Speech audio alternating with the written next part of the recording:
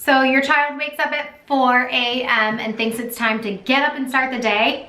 Absolutely not. Today, we are talking about how to combat those early morning wakings.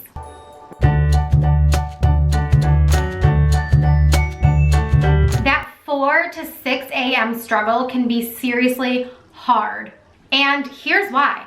After 4 a.m., the production of melatonin stops. It significantly decreases, and your baby's drive to sleep is so much lower than it was at bedtime. So a lot of things can contribute to why your child is waking this early and thinking that it is time to wake up and start the day. During these wee hours of the morning, there is more REM sleep, so it is a lighter sleep, and it is a lot easier to be aroused from a lighter sleep. So something, maybe if there's a creak in the walls or something happening in the house where your child may not wake up from that when they are in a deeper sleep, when they're in this lighter state of sleep, it's definitely easier for them to wake up and be startled awake, and then they think that it's time to start the day. It can be hard to get your child back to sleep after 4 a.m. or 5 a.m., but it's definitely not an excuse to just live with this early morning wake up, and we can definitely get around it and get your baby sleeping to a decent hour. Speaking of a decent hour, what is technically a decent hour? Anything after 6 a.m. Typically, I want my clients' babies waking up between 6 and 8 a.m. and 7 a.m. being the gold standard in my book. Now, the number one rule that I have with these early morning wake ups is that you cannot continue reinforcing waking up this early by having your child take an early nap. So if your child wakes up at 4, 5 a.m., you cannot be offering a nap at 7 or 8 a.m. They're just going to continue that pattern of waking that early when they're allowed to take a nap that early as well. So definitely we need to avoid that and adjust your child's schedule as if they were waking up at 6 or 7 a.m. This is the time in your child's day where you need to set firm boundaries, and firm does not equal mean. You can be firm and loving at the same time. You can go into your child's room, check on them, make sure that they're okay, and say, I love you, and it's time to sleep, and then you leave the room again, and your child needs to go back to sleep. Now, some things that you need to do to set your child up for success are making sure that you have white noise in your child's room consistently all night long. You need to make sure it's a consistent white noise and that it doesn't have looping. You also need to make sure that your child has blackout curtains in their room. Any amount of light coming in your child's room at any hour, it's going to signal their brain to stop producing melatonin and that it is time to be awake. So inadvertently, you may be reinforcing the fact that your child's waking up at this hour thinking it's time to start the day because they're seeing light coming into their room. You also need to limit daytime sleep. For whatever age your child is at, you need to make sure that they're only getting the appropriate amount of sleep during the day that is appropriate for their age. Another thing that you can do to help with these early morning wake ups is to just kind of dim the lights after dinner time. You don't have to be quiet through the house by any means, but just kind of dimming things down, calming things down, and just kind of getting ready to be in that bedtime soothing, calming time of day. You don't want to overstimulate your child at this hour. You also need to make sure that at 6 a.m., when it is an appropriate time to wake up, that you're having a dramatic wake up time. So if your child is awake in their crib from 5 a.m. to 6 a.m., even if you have to go in there and reassure them at 5 a.m. that they're okay and everything's fine, they need to go back to sleep, by 6 a.m. when you go in that room to get your child up for the day, open the curtains, make a big deal that it's morning time, say good morning, now it's morning time, and let them know now it's morning time, and that previously all those other times that you were in there was not wake up time.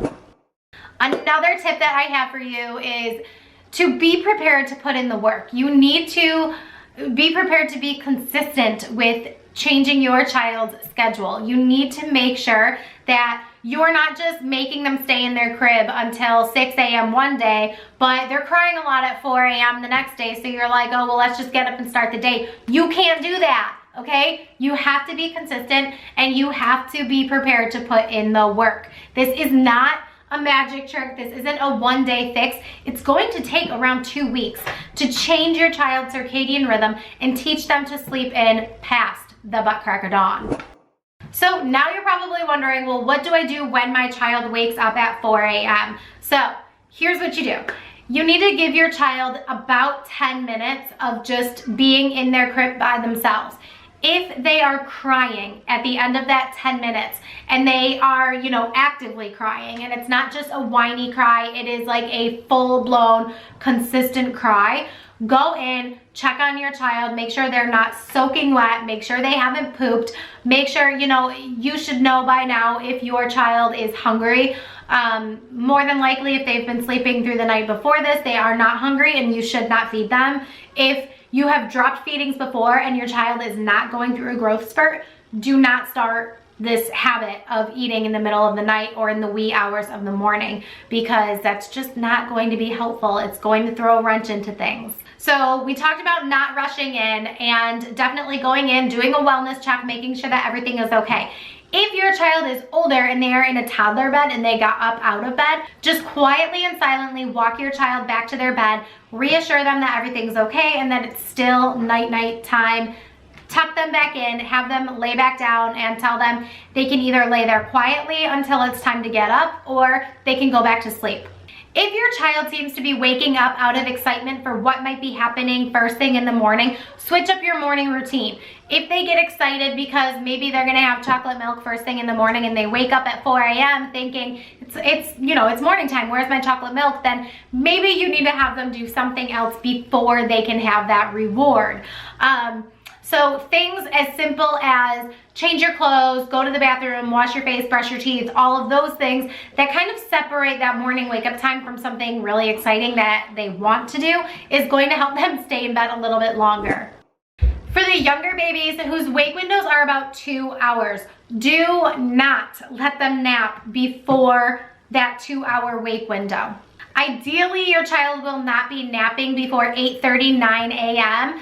Generally, 9 a.m. is a good rule of thumb for that first nap. If they absolutely can't make it, then 8:30 a.m. would be acceptable for a few days as you make these adjustments. But 9 a.m. is a really good goal for a morning nap so that they're waking up at or before around 7 a.m. If your baby is waking up happy and they're like ready to start their day, yet it's still 5 a.m., you probably need to check your child's schedule, add some wake time somewhere in their day, wherever it seems like maybe they're not quite ready for a nap yet, or if they're not ready for bedtime yet, add 30 minutes to their wake time and then put them down a little bit later, only if they are waking happy and ready to start their day. This means that they are well rested, that they did get the amount of sleep that they need, and really what needs to happen is that they need an adjustment in their schedule. And that kind of doesn't go without saying that you cannot just keep your baby up late in hopes of getting them to sleep in longer.